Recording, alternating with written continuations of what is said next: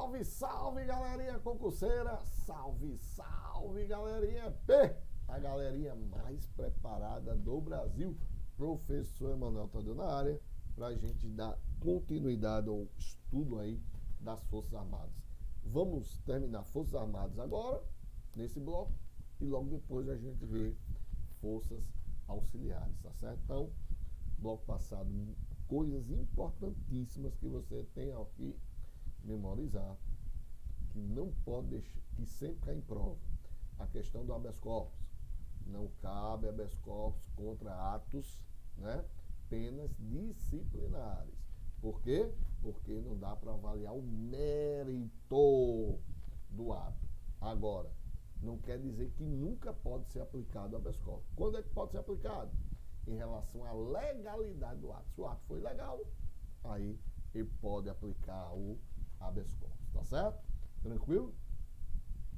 Lembrar que os militares não podem ser filiados ao partido, sindicalizados ou eles não têm direito de greve. E aquela questão, ó, foi julgado na justiça comum ou na justiça militar com pena privativa de liberdade superior a 2 anos, pode perder o posto, pode perder a patente, beleza? São esses pontos que sempre caem em prova. Então vamos voltar aqui, né, para a gente trabalhar. Então, dando continuidade, Forças Armadas.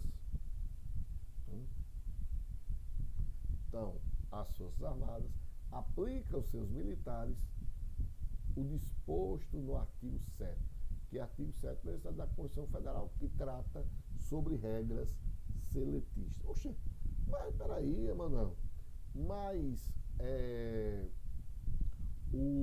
os militares não são regidos por um estatuto próprio? São regidos por um estatuto próprio. Agora, existem direitos que também são aplicáveis do seletista, que também é aplicável aos militares. Quais são eles? O inciso 8º, 12, 17, 18, 19 e 25. Aqui. E do artigo 37, né, que pertence aos servidores públicos civis, os incisos 11, 13, 14 e 15, e o artigo 37, inciso 16, a linha C, que a gente já viu essa linha, beleza? A gente já viu essa linha. Né? Entendeu aí? Tranquilo? Tranquilo? Então, vamos lá. Artigo 7º. Então, tem direito os militares o 13º salário, com base na remuneração integral ou no valor da aposentadoria, salário família, pago em razão do dependente do trabalhador de baixa renda. Então, lembrando, esse artigo 7 é seletista. Então, quem trabalha no setor privado tem direito a 13º? Tem. Mas os militares também têm 13º, salário família, o que mais? Gozo de férias anuais, remuneradas, com pelo menos 1/3, ou seja, salário, as férias é composta de salário mais 1/3, né? Licença gestante, de 120 dias, licença paternidade, assistência gratuita aos filhos e dependentes, desde o nascimento até 5 anos de idade, em creches e pré-escolas. E esse daqui é o artigo 37, inciso 11, tá? Que trata dos servidores públicos. O que determina esse inciso 11?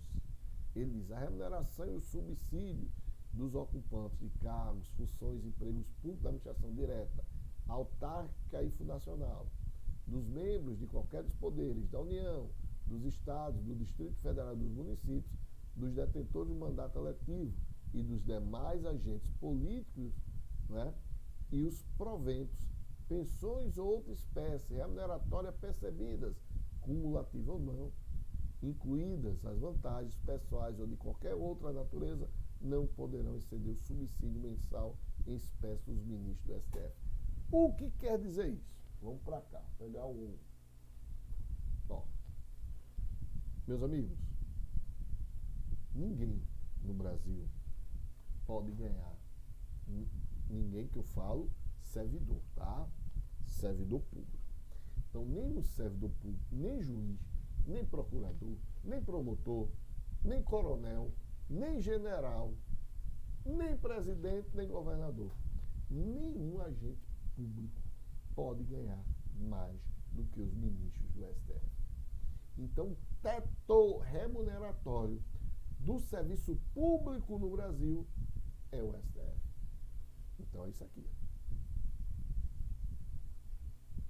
Então, a gente tem o seguinte. A gente tem o STF como teto máximo, tá? Então, aqui o STF é o teto máximo. Teto máximo. Mas, eu tenho também os chamados subtetos. Eu tenho o teto e eu tenho os subtetos. Subteto eu tenho na esfera federal, na esfera do estado e na esfera do município. Na esfera federal, não é? Ou seja, eu tenho o poder executivo aqui, eu tenho o poder legislativo e eu tenho o poder judiciário. Tá certo? Então, ó, na esfera federal, em relação ao poder executivo na esfera federal, ninguém pode ganhar mais do que o presidente. No poder, quem trabalha no poder legislativo, na Câmara, não pode ganhar mais do que o deputado, no Senado não pode ganhar mais do que o senador. Aqui no poder judiciário, não é? O teto, aí é por teto, né? Aí você tem TRT, você tem os TRF. Então, no Estado, poder executivo, ninguém pode ganhar mais do que o governador. Poder legislativo, ninguém pode ganhar mais do que o deputado estadual. Poder judiciário, ninguém pode ganhar mais do que o desembargador. No município, a referência é o prefeito. Ninguém pode ganhar mais do que o prefeito. Tá certo? Tranquilo? Então, né? Então, no poder executivo, ninguém pode ganhar. Quem trabalha no poder executivo não pode ganhar mais que o presidente. Aqui no poder legislativo, ninguém pode ganhar mais que os deputados ou o senador. Quem trabalha no Senado, ninguém pode ganhar mais do que o senador. E aqui no poder judiciário, é em relação a cada tribunal, né? TRT, o cara que trabalha no TRT, a base é o desembargador. No TRF, a base é o desembargador do TRF. No Estado, poder executivo, governador. Ninguém pode ganhar no poder executivo do Estado mais que o governador. No poder legislativo, ninguém pode ganhar no Estado mais do que um deputado estadual. E no poder judiciário aqui, que é o Tribunal de Justiça, ninguém pode ganhar mais que o desembargador do Tribunal de Justiça. No município, a base é o prefeito. Então, quem trabalha no município, seja no poder executivo, seja no poder legislativo, porque no município não tem poder judiciário, ninguém pode ganhar mais do que o prefeito, beleza? Então, essa é a base. Mas o que vocês precisam saber, dei só uma explicação aqui. Isso aqui é só uma explicação. O que vocês precisam saber realmente, que o teto máximo é esse cara aqui, ó, do STF, tá? Ninguém pode ganhar mais do que o STF. Tranquilo? É isso que ele quer dizer com tudo isso aqui.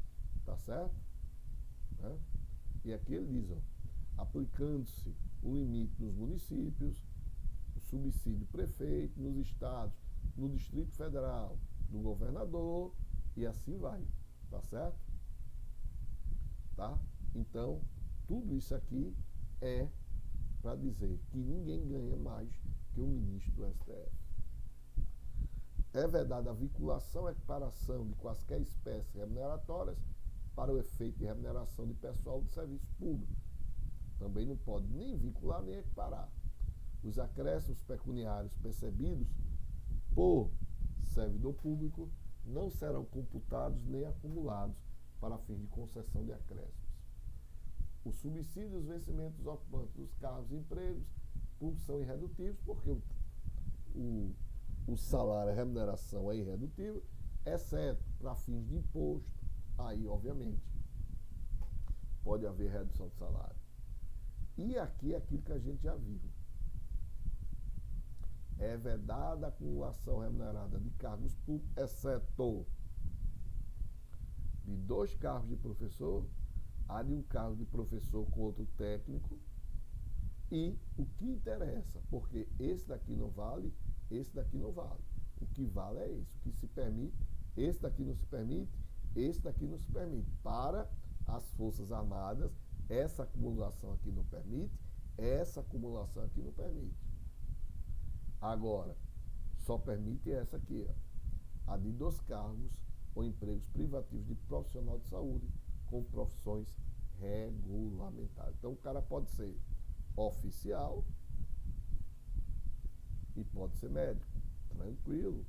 O cara pode ser sargento e pode ser fisioterapeuta, não tem problema, tá?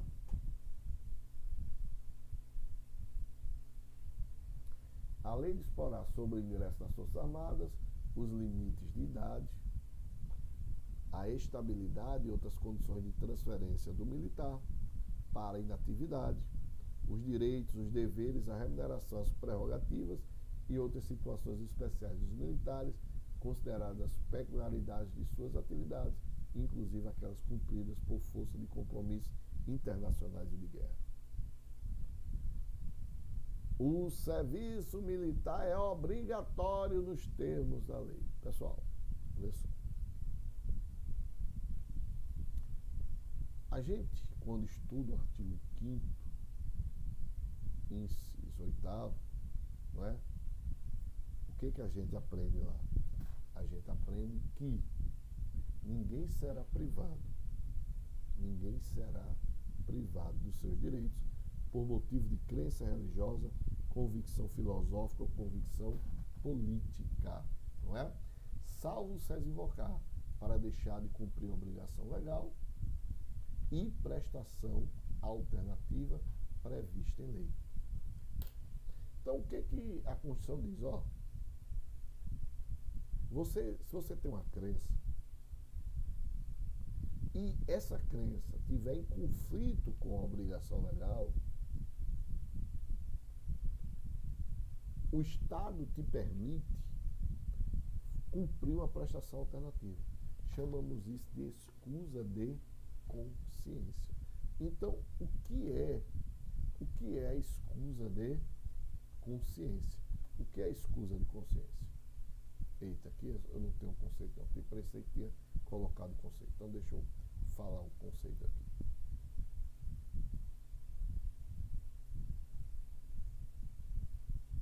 Então, o que é escusa de consciência? É quando eu deixo de cumprir uma obrigação legal. Eu deixo de cumprir uma obrigação legal por conta de uma convicção política, filosófica ou por conta de uma crença. Então, isso é escusa de consciência. Eu deixei de cumprir a obrigação. Por exemplo, o serviço militar é obrigatório, não é? Está ali dizendo no artigo 143. Mas eu posso chegar no quartel, ó, capitão, eu não posso ficar aqui no quartel. Sim, Emanuel, por que você não pode, rapaz? Não é porque a minha convicção filosófica não permite. Olha, não é? Eu sou paz e amor, só paz e amor. Inclusive, dia de sexta-feira, eu gosto de tomar um chazinho de cogumelo para, não é, transitar, não é, na minha filosofia espiritual. Transitar não, levitar, né? Na minha filosofia espiritual. Isso é escusa de consciência? É escusa de consciência. Agora, eu vou deixar de cumprir a obrigação legal? Não. Eu vou ter que cumprir uma prestação alternativa. Tá certo? beleza? E um bom exemplo que a gente pode dar, se você não assistiu, assista o filme Até o Último Homem. Esse filme Até o Último Homem é isso que eu estou trabalhando aqui. Porque conta a história de um americano que durante a Segunda Guerra Mundial, é convocado pelos Estados Unidos para ir à guerra, só que ele alega que a sua religião proíbe ele de pegar em arma. Né? Então a história desenrola nisso aí. É isso aqui. Ele exerceu uma escusa de consciência. Só que aqui no Brasil é o seguinte. Aqui no Brasil, deixa eu botar aqui. Aí vem o parágrafo primeiro e diz: as Forças Armadas competem na forma da lei, já existe, que eu vou mostrar essa lei, atribuir serviço alternativo aos que, em tempo de paz, aí cuidado aqui, em tempo de paz, após alistados alegarem imperativo de consciência ou escusa de consciência, estendendo-se como tal decorrente de crença religiosa, convicção filosófica ou política, para eximirem de atividade de caráter essencialmente militar. Aí vem a Lei 82, 39, 91, artigo 3º. O serviço alternativo ao serviço militar obrigatório consiste no exercício de atividades de caráter administrativo, assistencial, filantrópico ou produtivo. E aqui eu quero que vocês prestem atenção. Por aqueles que em tempo de paz, após alistados, alegarem imperativo de consciência decorrente de crença religiosa ou de convicção filosófica ou política para se eximir da atividade de caráter militar. Ou seja, só vai ser possível essa escusa de consciência em tempo de paz. Porque em tempo de guerra, meu amigo, em tempo de guerra, o cara vai com chá de cogumelo, sem chá de cogumelo, não tem isso não. Ele vai para a guerra. Então, essa escusa, o Brasil só permite em tempo de paz. Não sendo em tempo de paz, meu velho, chorou, vai para a guerra. Beleza?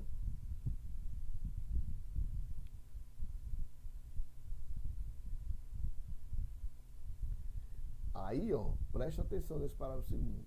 As mulheres e os eclesiásticos ficam isentos do serviço militar obrigatório em tempo de paz. Em tempo de paz. Por quê? Da mesma forma que aqueles que alegaram escusa de consciência, não é?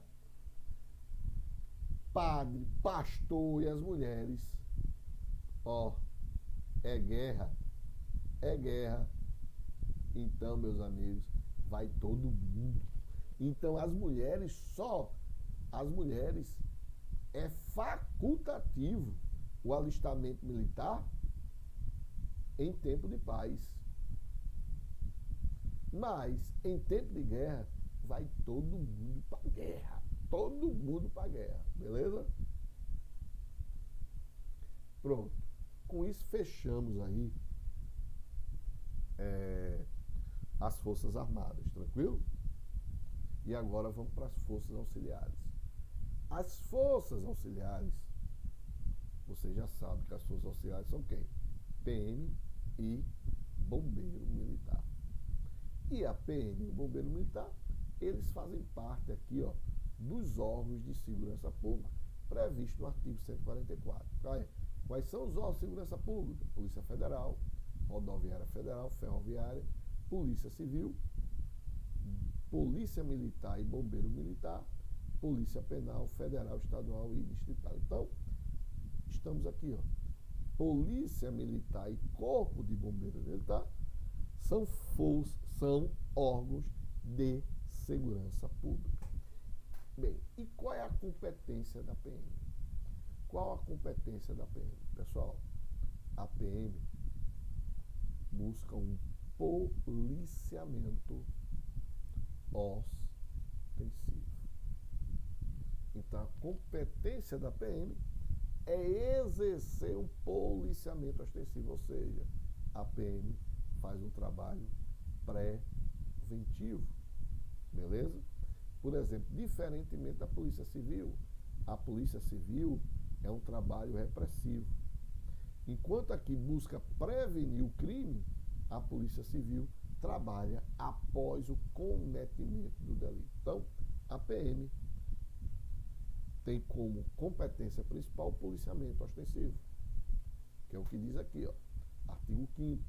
As polícias militares cabe a polícia ostensiva e a preservação da ordem pública. Já o bombeiro militar tem como competência a defesa civil.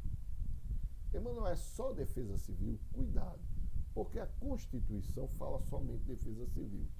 Mas os estados, a maioria das constituições estaduais, obviamente, dão outras atribuições ao bombeiro militar, como questão de salvamento, incêndio, não é? Então, salvamento, incêndio, a questão do salva-vidas, né? Então, as constituições estaduais ampliam além da defesa civil. Então, você pegar a Constituição Estadual de Pernambuco, ele vai dizer, ó, defesa civil, mas também combate a incêndios, salvamentos, inclusive em mar, né, que é o salva-vida. Então, ela amplia essa competência. Na Constituição Federal, a gente vai ver que é somente a defesa civil que está aqui junto com esse parágrafo 5º. Aos corpos de bombeiro militar, além das atribuições definidas em lei, tá vendo?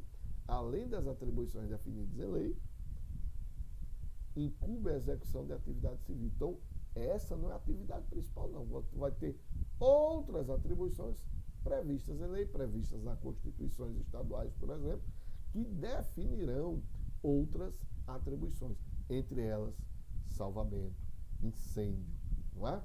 Tá certo? Beleza? E outro ponto importante.